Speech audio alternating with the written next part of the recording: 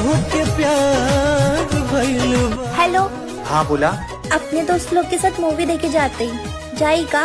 तेम में पूछे वाली कौन बात है, जाना। वैसे मूवी कितने बजे के बाद? सजिया के 7 बजे।